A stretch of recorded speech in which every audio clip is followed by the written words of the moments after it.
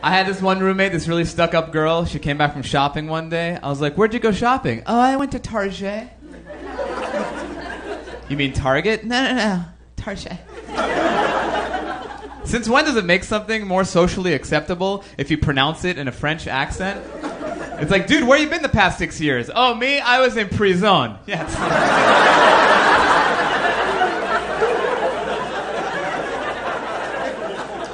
It's cool. I committed a double homicide. So...